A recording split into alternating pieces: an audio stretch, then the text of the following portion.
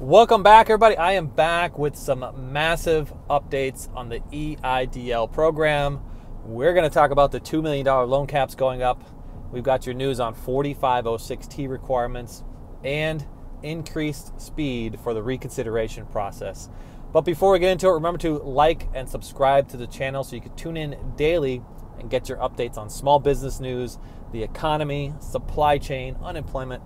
We cover a bit of everything here to keep you well informed so you can keep yourself ahead of the curve during these economic climates. Let's get into it.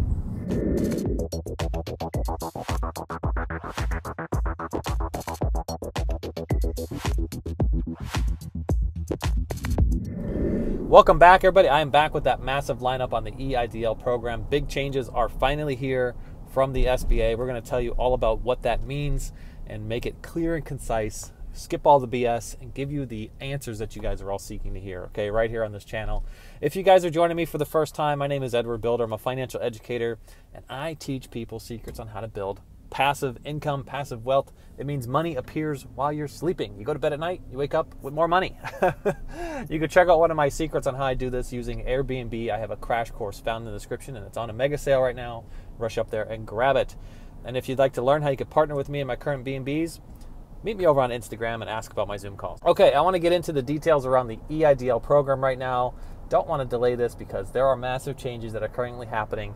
As of yesterday, loan applicants are seeing big changes inside of their portals for the $2 million loan cap increases. Ring the bell. It has finally arrived.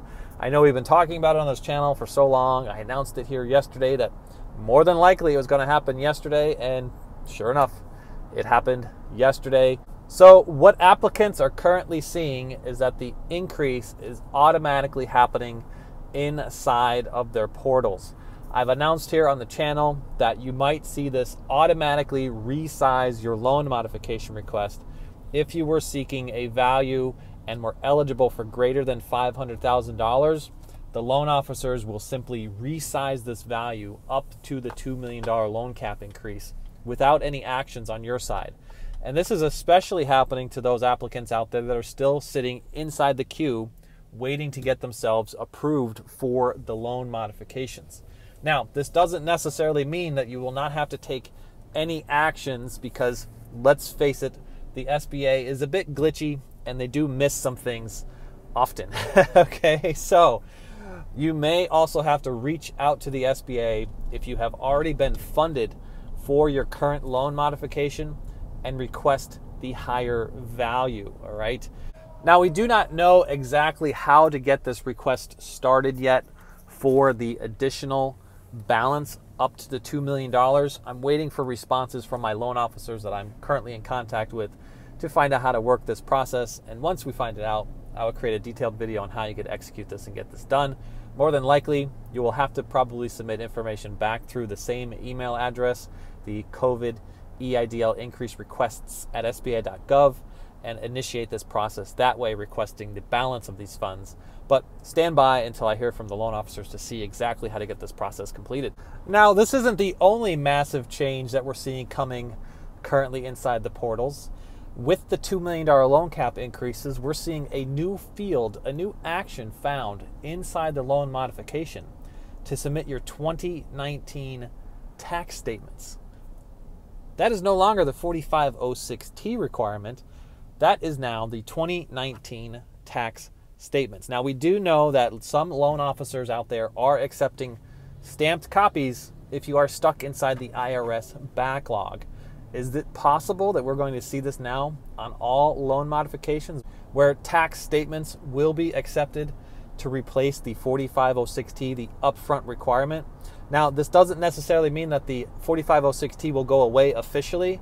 More than likely, what we're about to see is that they're going to follow the 7A process inside the SBA, where your 4506T has to be sent over within 6 months' time. However, if it is not found on file, the SBA has the ability to move forward, execute that loan modification within 10 days of requesting the information from the IRS and process your loan modification. This could be massive, massive news for everybody out there who was denied the loans based on the fact that the 4506T came back with either a 1 or a 0 or came back blank, from the IRS. Not found because it's stuck in the IRS backlog. Massive news. If that is happening, this will increase the speed of everybody's loans. Now, there is something else happening that's going to increase the speed of these loans. However, this change may not go into effect until November the 1st. I know it's so far away, but it requires time to train and it requires time to set this in motion. And this is expanding the abilities of the loan officers. The loan officers will now be able to process reconsideration versus a very specific team of reconsideration loan officers. In the past, you would have to go to the PDC reconsideration team, specialized team to go through this process, and now they will expand it out to the loan officers. So I've been saying this on the channel here for several days now. The backlog is not getting any smaller. It is simply moving within the portal, okay?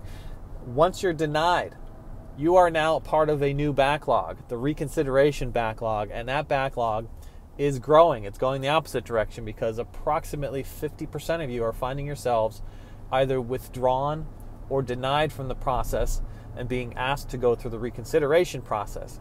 Now, in order to process all of those loan modifications through the reconsideration team, the SBA would need to open up more capacity within their loan officers in order to execute this deal. And when you join that with the fact that the 4506T requirement may no longer be required up front, this will introduce speed to the loan modification process as well as the reconsideration process. We've been seeing 5x the speed right now on the loan modifications. We will start to see similar speed found within the PPP program, where we will see loan modifications go 10, 15, possibly even 20x the speed where they previously were under the previous administration.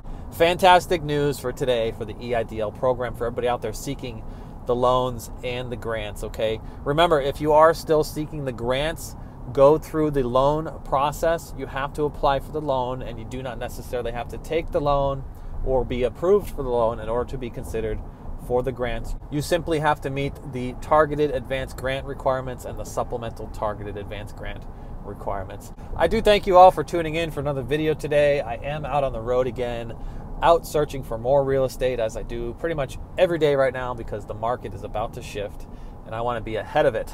If you all would like to learn how I invest in real estate and one of my strategies of getting this done, earning passive income while I sleep, check out my crash course found in the description on Airbnb, where you can get yourself into the real estate game starting with a $50 bill, cash flow in 3 business days through Airbnb, earning an extra $5,000 to $10,000 each and every month.